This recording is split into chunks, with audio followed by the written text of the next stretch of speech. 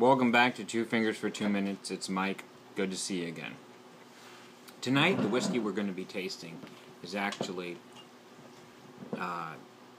has its origins in a small town called New Hope, Kentucky. It's the J.T.S. Brown distillery. I don't see you can see that. It's kind of amusing.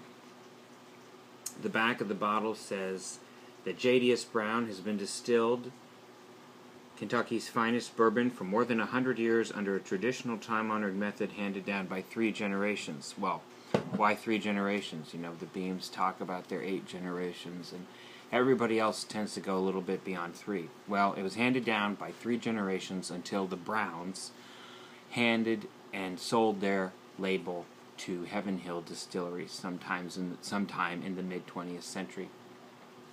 So it was handed down generation after generation, and maybe about 3 generations ago, the 3rd generation that had handed down the recipe sold the J.T.S. Brown recipe and label to Heaven Hill Distillery. So it's actually a Heaven Hill label. We're going to see if it's pretty good. Here goes. It's on the ice.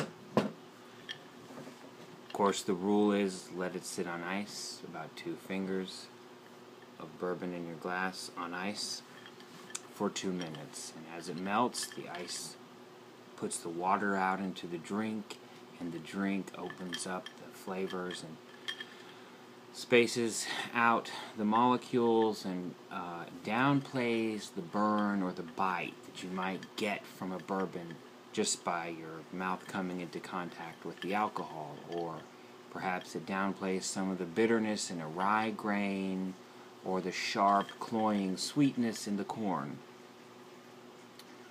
We're actually not going to go the whole 2 minutes tonight, so I'm going to taste it. There's already a little water in the glass, so I didn't need to wait that long.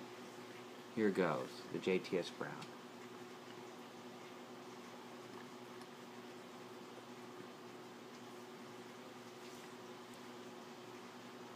Wow, it is remarkably smooth. I guess, let's see, the proof is only 80, so it's actually really nice to drink a low proof. I don't mind it at all. It's and having added that dash of water to save time in the video, it seems to have been the perfect thing to do with this particular bourbon. It's not very spicy. It's pretty smooth. I think there may be a little bit of wheat in the recipe. I don't know. I'd be a little surprised, but I think that that's what I taste. So I got it for under $10 at my liquor store. It's good.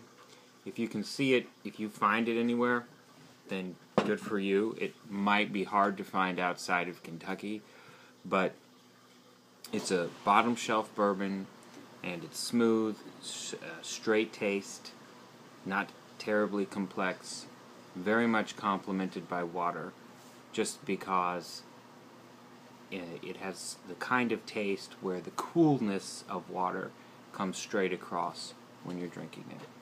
So, enjoy your J.T.S. Brown.